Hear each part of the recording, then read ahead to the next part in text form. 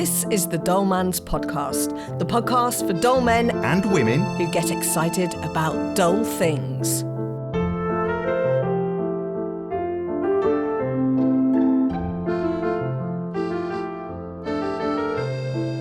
Hello, my name is Dave Harries and welcome to another Dull Man's Podcast. It's great to be here and we've got a brilliant lineup for you today. Or is it a dull lineup? I'm not sure.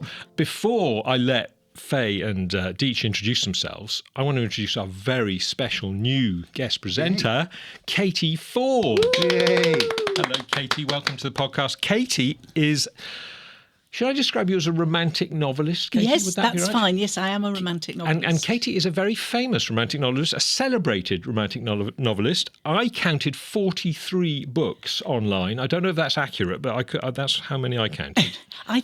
I don't think it's quite that many. To be honest, I'm always a bit vague. It's over 30, and I've done a couple of compilation albums of Christmas stories. Right. So Well, it's it a is lot. quite a few. It's quite a few. And you've been publishing since 1995. That's right. Yes, Amazing. long time ago, before anyone else here was born. Well, thank you again for. I wish that were true. Not sure about that. Thank you again. Thank you again for coming on the podcast. And I suppose we better find out who else is on. We'd better. It's a bit like when people ask you how old you are, Dave, you say, well, over 30. Yeah. It's a bit wishy-washy. Yes. I've been saying that for a long That time. works for me. Yeah. I'm Faye Hatcher. I marry people. I'm also a funeral celebrant. I'm a podcaster, journalist, and a pet portrait artist as well. And a good one at that. Thanks, mate. Is that really yours? So that's always my thing. I always ask, I question Faye as to whether she actually did that, because it's so lifelike. It's so good, isn't it? Thanks, Deech. It's a backhanded compliment there. I'm Demitris Deech. I'm a stand-up comedian, and I'm actually not in a good place this morning because when I was driving over, I caught myself listening and singing along to Phil Collins when he came on the radio.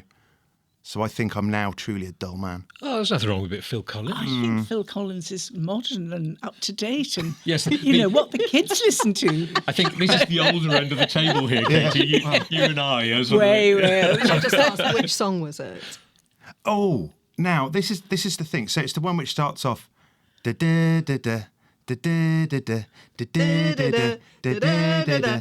I don't know what it's called. No idea what that is. I gonna can't. say- You're the ones with the Korean. All my life. Yeah, I I've spoke been to to Jesus. Don't sing too much, or I'll have to pay royalties. Not with I that. don't think you need to worry. No one will recognise You'll it. recognise it. No, exactly. Yeah, well, that it's yeah, and I can't understand how I knew the lyrics to the bloody song Yeah. because I don't know the song, but somewhere in my mind, I know the lyrics. It's like if the scientists are right, and we are actually in a matrix, and we are. Sorry, the scientists are saying this, aren't they? Scientists are correct. Okay. And we're not sending I thought it was just Keanu Reeves. No, I've seen a document. I've seen a film on it, and so if they're right, and we are like wired in, and this isn't actually happening, then This for is some happening, by the way. We for are some definitely practical here. joke, someone has had a laugh and put in the lyrics to every single Phil Collins song in my head. So when I hear it, I have the ability to sing along to it, even though I don't want to. So it's an automatic response. You hear the music and the words come out. It was like a reflex I reaction. think you may be an AI robot. That may be the thing. Yeah. You've got the entire knowledge of the internet in your head. Yeah. And you just It's just you lost pull in there. Pull it out at random. I think If there it's are Phil Collins focus groups, and they're a bit like aliens. They come down, they've abducted you, Yeah. they've hardwired you into the Phil Collins back Yeah, I have got a USB port in the back of my head. I think that's what's happened. But if you're worried about Phil Collins, Yes. many years ago, I worked in a local health food cafe, and the man had to come and mend the dishwasher once, and we always had Radio 1 on, and there was a special Cliff Richards thing, and eventually he said to me, for someone who says they hate Cliff Richards, you can't half sing along to a lot of them. Yeah, it's also a worrying sign, isn't it? Anyway, listen, enough of the radio listening and Phil Collins and Cliff Richard. What have we got coming up in the show today? Faye, what are you going to tell us about? Corned beef cans. Corned beef cans. Yes. Any particular aspect of them, or Yeah, just how they open. Oh, that's good. Oh, yeah, they are very peculiar, aren't they? Yeah, so great. Deech, what about you? What are you going to talk about? I'm going to talk about bridges, mic drop moment. Thank you.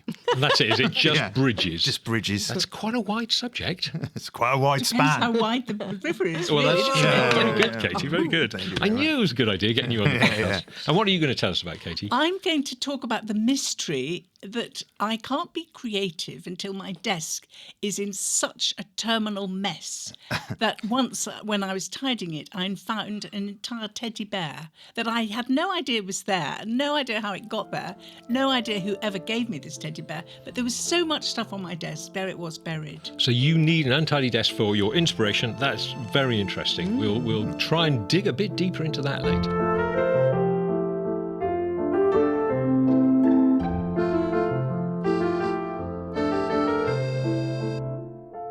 So before we get going with the podcast proper, we've had lots of lovely feedback, and you know how much I like the feedback when it concerns my subjects particularly. And I thought I'd play you this little voice note that we got from a listener called Michael. He's in the south of France, and he had some interesting things to say about number plates. Your session on license plates, or whatever you want to call them, was a nice distraction on a sunny day in the south of France. Let me add some potentially even duller thoughts here. In the US, they call personalized plates vanity plates. In California, the proceeds from the additional cost of a personalized plate go to charity. And they cannot be sold, so there's no open market for those things.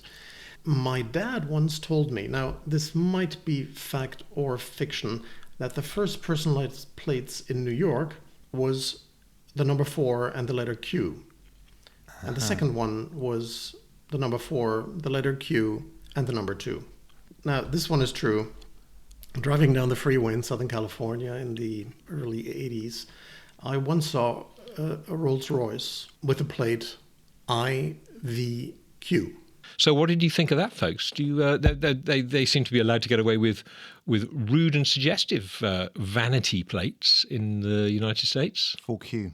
Yeah, exactly. I doubt that it was the first, though, because the Americans are quite proper. Yeah. Yeah. What was the last one, by the way? IVQ. IVQ is the same thing. IV being the Roman numerals. Oh, okay. It's just the California version. We need to do the educated one, isn't he, down there? Yes, it's obviously for Princeton graduates only. When we do this podcast in Latin, we're going to absolutely nail it. We're going to have all these rude jokes. The Latin version. Anyway, that was nice of Michael to take the trouble to send that in. But I was just, he obviously responded well to your number plate. Well, it's interesting that the money goes to charity. Is that what he said in Yeah, he said, America? and you can't resell them. So there's no market like there is here where they could become very expensive items. And they do, yeah. That's a great idea. We Yeah. should adopt that here in the UK, don't you think? Yeah, definitely, yeah. If it's a charity, yeah. Have you got a personalised number plate, Katie? I don't even know what my number plate is, let alone have it. So it might be. I don't drive. The only way I can recognise our car, which is a Leaf, actually, is by the scratches on the side, because we've got a very difficult entrance into our garage. I can't. No. I think It offers. individual customised scratches on cars might work just as well as a number plate. That's works for really me. true. I've got a lovely scratch on the back of my car from a Cotswold stone wall, which is, just places me instantly. that's an doesn't it? upmarket scratch. Us too. Yeah. That is very upmarket, having a Cotswold wall Yeah, I scratch, know. I think. Yeah. Was it And it dry stone wall? Well, yeah, hopefully? and it's the wall of somebody famous as well. So, yeah, I know. You need to put a blue plaque on your car. Yeah, and she was watching it happen, and she's like, back a bit. I'm not saying it's her fault that I drove into the wall, but when it happened, I was like, oh, it's absolutely fine.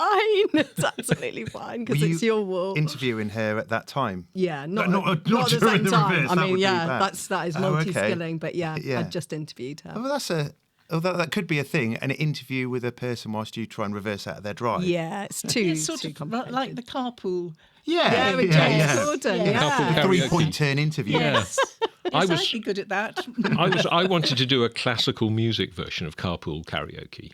What? But I could not get anybody Yeah, I was interested in gonna say, it. what happened to that idea, Dave? I wanted a keyboard player in the back and an opera singer singing in the front. I thought it'd be great. But you'd need a whole 4 voices, wouldn't you? Well, I suppose you would really. So Yeah, it would yeah. have to be in a minivan. It'd be a big car. Yeah, yeah. I think that could work. Yeah. Well, now I've got Katie Fforde's backing. Got I you, think yeah. it's a sure And thing. your first volunteer, because Katie's a very good singer, Actually, by the way. I can't anymore. What? One of those things I've lost as I've got older. Oh, but I still really enjoy listening. Yeah. Yeah.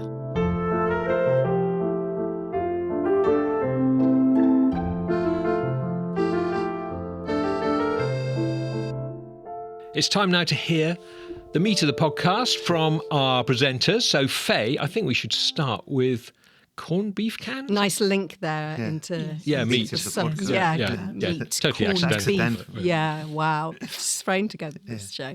So it is winter time, and one of our go-to recipes during the winter as a family is corned beef hash. Oh, you still got rationing coupons for that, have you? This is something my mother used to cook, and now I cook for my It's family. a real comfort food, isn't it? It is really a good comfort food. We have it with baked beans, sometimes a poached egg on top if you want to make it fancy. Yeah. Absolutely love it. So I've always got a can of corned beef in the cupboard. Mm-hmm. And I was boiling my potatoes the other day in preparation, frying up some onions, and I reached for the can of corned beef and realised that the little key, do you know the little key on the side, had fallen off. Oh, no. Could I find it anywhere? It was nowhere to be found. I went into a bit of a muck sweat. I was like, how the hell am I going to open this can? It's quite enjoyable, isn't it, using that little key? But Faye, there may be some listeners who don't eat your corned beef.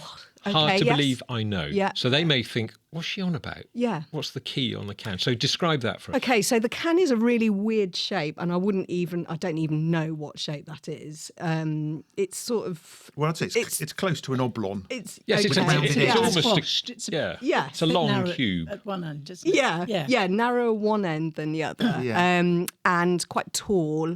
And then you've got the label around the can, which you have to remove before opening. And so you've got this tiny little key, and it's not a key like a door key. No. But it's a really... You've got some valuable corned beef. You've got a Yale lock. It's just sort of like a T-shaped key. Yes. And It's teeny. smaller than a sardine key. Isn't it? It's even smaller. Key. Oh, my God. We're Oh my gosh, that's in depth I now. hadn't even thought about Whole that. new podcast. Whole new podcast. You should have gone to look for sardines and nicked the key off the sardine tin. So it's It's got the a whole... size of a padlock key. Yeah. It's really and it's got a teeny. little slot in it, hasn't And it? it's if you think about a sewing needle, there's an eye. Yeah. So you have to. It's really complicated thinking about it. There's a metal tape that goes around the can, so you have to slot the key into the end of the metal tape, wind all the way around, and it unlocks. It sort of slowly reveals Yeah. corned beef like a prize. It splits the tin into two, doesn't it? Splits the tin, yeah. And then you have to do this action to get the... Aggressive. Yeah. Quite an get the aggressive bits out. That corned works. beef It's always stuck opening. up there, Can I just say isn't it? that worked really well on an audio podcast? It's a good thing we're videoing So this. anyway, couldn't find the key. Worked well for it me. had dropped off somewhere, probably in the supermarket. And I was like, what am I going to do? I thought, hold on a minute. Why don't I just use a can opener? Tin opener. I was going to You're a say- Why maverick. don't I just use a can opener? Did it work? Easy peasy. Yeah, so, which begs the question. Exactly. Why the hell do we still have keys on the side of corned beef cans? To negate the Tradition. tradition. Tradition. I think okay. tradition. Yeah, but you'd think it would be an extra cost for the manufacturers to install all that. I mean, you'd think it would be better if they just said, use a tin Fiddly. opener. And then you've got two raw ends of metal, which is really difficult to Potentially very recycle. dangerous. Yeah. It was so much easier take just your hand using. off. Maybe people just enjoy opening it. That they're so down on their own corned beef. It's like no one's buying this muck, are they? So they're only buying It's it. not much, and there's nothing enjoyable about opening a can like that. When you mentioned you were going to talk about this, Faye, I did look it up. Dave, you always That's take it so to the next cheating. level. I do, and Dave. because I wanted to know why do they have this complicated system?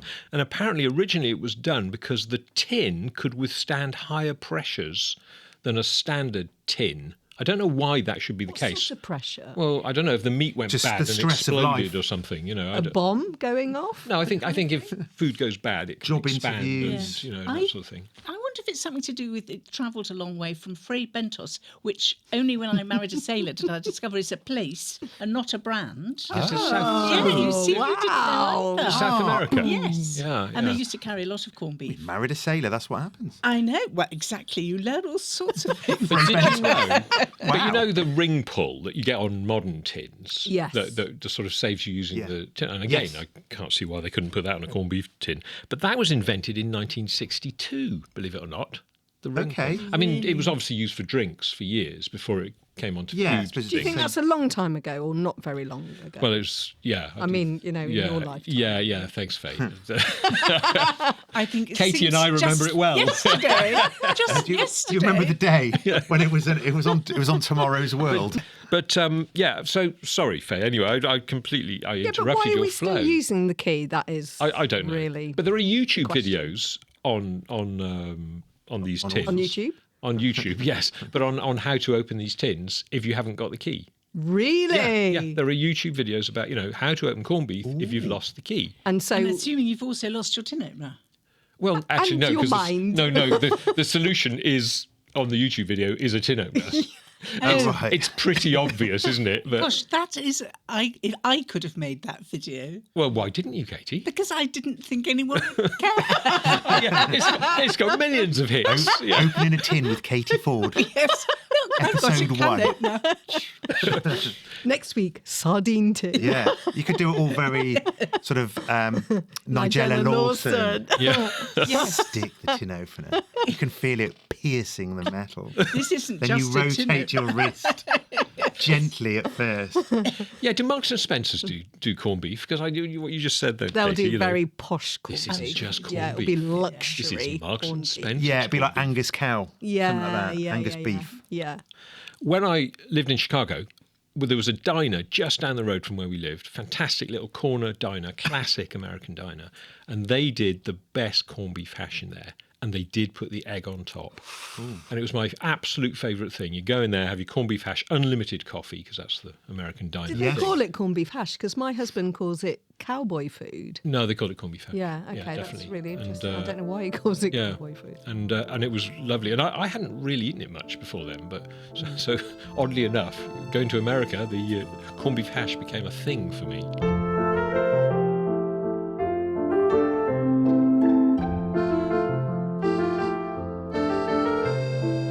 So, Katie, you are bringing to the table today for us the fact that you need a very untidy workspace before you are inspired to write one of your wonderful novels.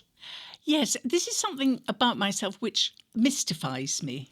I think lots of us have got parts of our character, they just say, well, why am I like that? I just don't get it. And every now and again, I will clear my desk. And as I mentioned before, there was this time when I actually uncovered a teddy bear. And if you imagine how much paper and stuff you would need on a desk to cover. How big was the teddy bear? Yeah. I mean, Well, That's it was what a sort I'm of, wondering. about a foot tall. that is quite big. Quite a big teddy. Yeah. I mean, teddies... You need a lot of paper to hide that. Yes, but somehow that wasn't a problem. It was your first 4 novels covering it. I mean, it is weird, and sometimes I mean, I like it when the desk is empty and I have a few pencils over there and a little pad, and I think, oh, look at this. But I don't really get going until there's other clutter. And if my husband, who very kindly brings me breakfast at my desk every morning, has space to put the plate down, there's obviously not quite enough. I have to clear the space. So does the desk get tidied from time to time then? From time to time, but it doesn't like it. It rebels. It's not familiar to it. It groans. But I had bookshelves put in my study relatively recently, and obviously I had to take everything out, and the desk was tidy when it went back in. But I say nothing really happens. Is your desk purely for your writing, or does it get used for other administrative purposes? No, it is a dedicated writing-only Right. desk. We have another desk somewhere else for administrative So processes. the clutter which is on there. What sort of clutter are you gaining on there? It is all sort of your writing paraphernalia, maybe a bit of research somewhere? Because there's not bills, because my desk is full of bills and insurance certificates and little things Stuff that should be filed away. Things which is there to be filed away, Dave, but then ends up being on there for months and months and months and months and months on end before I get to file it. Bank statements, all of that kind of nonsense. None of that. Yes. I actually have a little table for my research books because I can't fit them on my desk. Wow. But currently, and I've really got to do it again now because I'm going to start a new book and I've got to really start. I've got the edits from my previous book that I've written, which is just in sheets of paper, sort of piled, not in a pile, in a sort of heap. And then I've got my pad where I have to write down. I have a to-do list every day. Yeah. Whether that makes me a tidy person, there's some part of me that's organised. Yes. Maybe, which is always on the back. It has to be on the back of a used piece of paper. I couldn't have a whole completely new piece of paper for that. Yeah, or That's an envelope. another podcast, making lists. Yeah. Oh, I'm Yeah. a big one for lists. Yeah. Yes, and if I'm using an envelope, I wouldn't use an envelope for a to-do list, but for a shopping list, I would, but I'd have to cut off any bits of paper which are torn. So it has to be a nice... Oh, it's gotta be clean neat. it up. Yes. No, oh, So- right, yeah. And what about the transparent sort of... Oh, no, I can ignore that. Oh, okay, that can As stay long as on. it's on the other side, Right, I don't okay. see it, that's fine.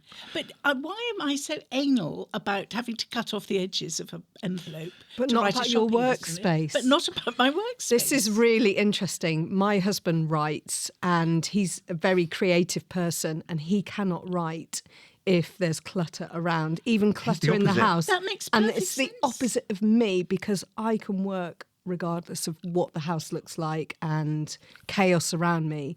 If I'm focused, it doesn't matter about anything else. Because you've got that little square in your Exactly. laptop, whatever. Do you know where everything is on your desk as well?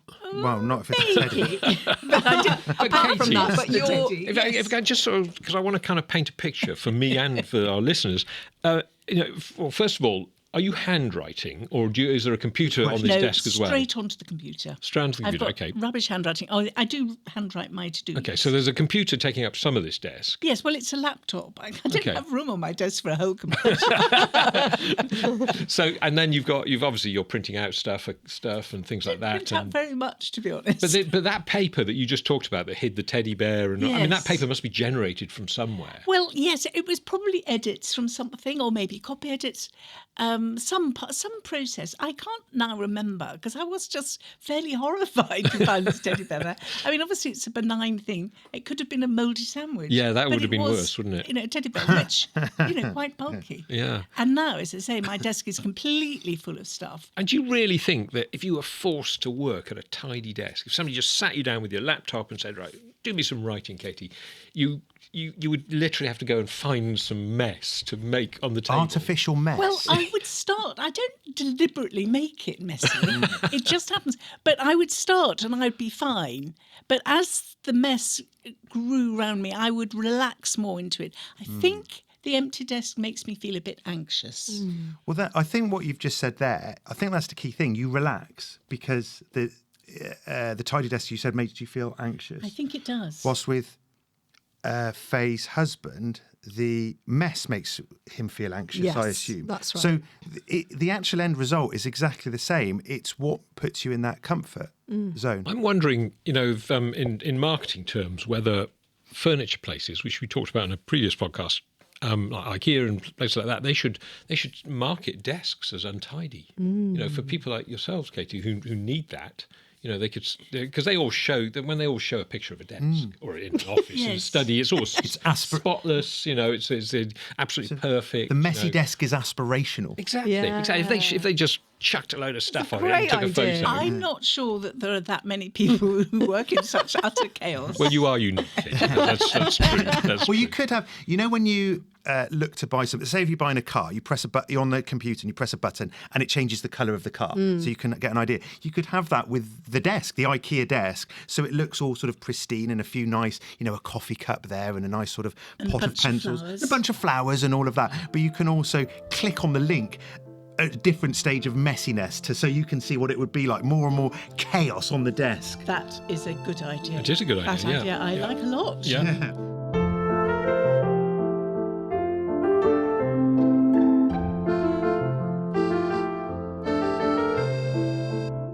So, Deech, you're going to talk to us about a subject which feels quite wide to me, like the river that it crosses. You're going to talk about bridges. Yeah.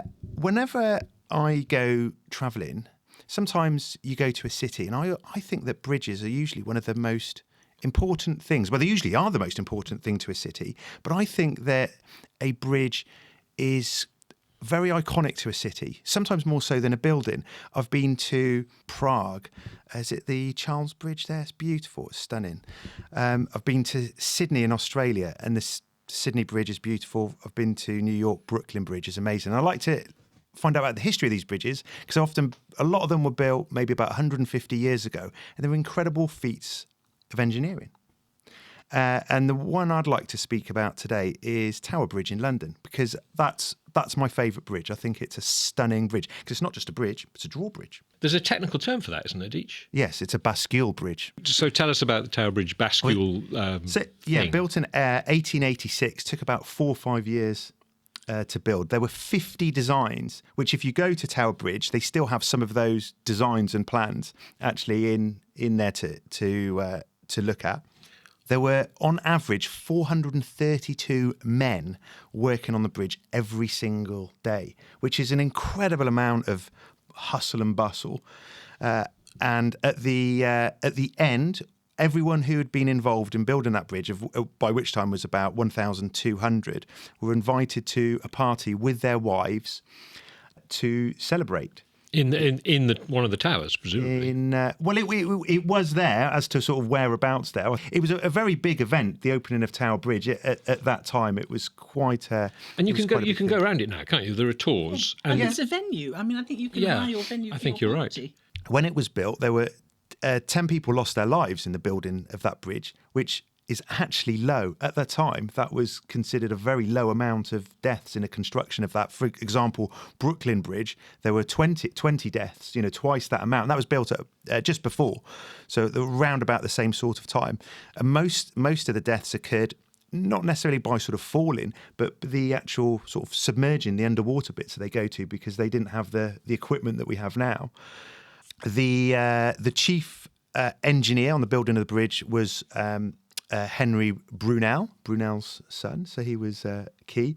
The famous incident of Tower Bridge was the double-decker bus back in the 1960s, where a bus was crossing and it started opening.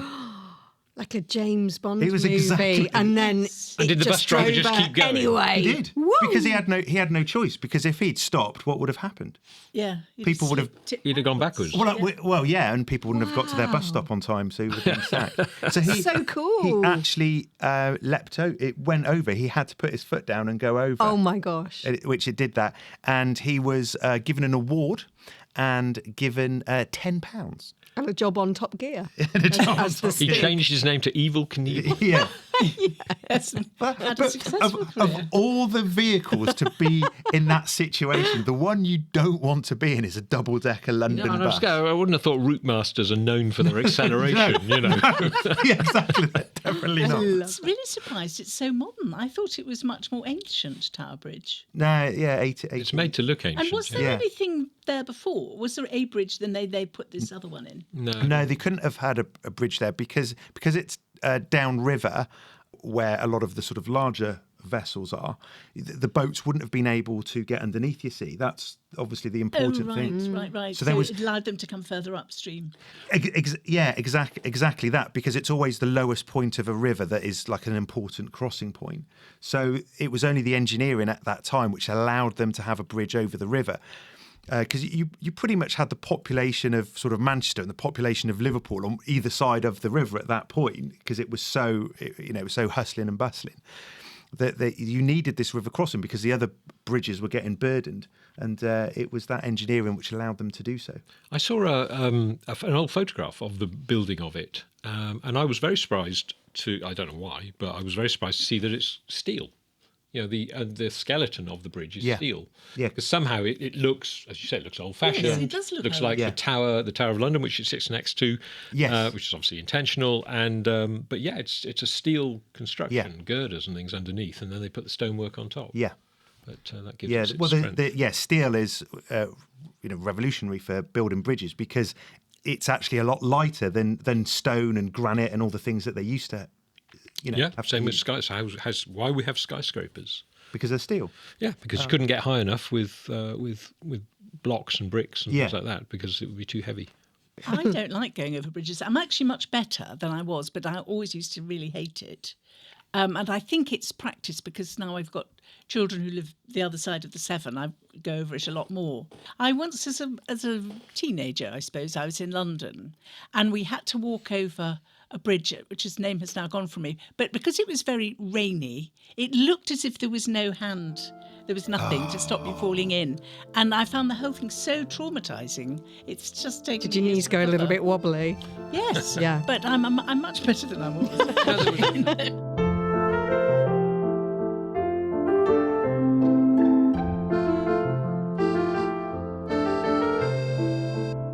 Well, it's been a wonderful podcast. Thank you so much, particularly to Katie Fforde for joining us here. And I think we're going to get you for another podcast as well, aren't we? So that is very I'd love exciting. to come again. Yes, well, that's fantastic.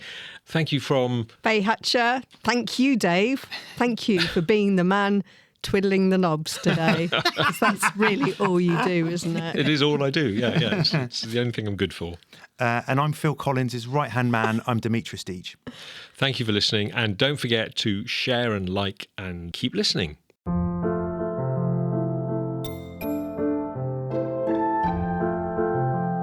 Coming up in the next Dullman's podcast, Katie is back talking about how she keeps losing things that are really valuable to her. Faye hates people that answer her emails too quickly. And Deech has a problem with the word luxury on food items. Don't forget to subscribe so you never miss an episode.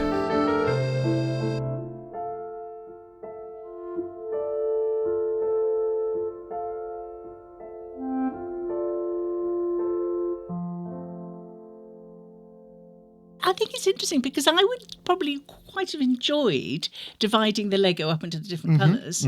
But the thought of giving me a pile of Lego and saying make something just makes me feel weak.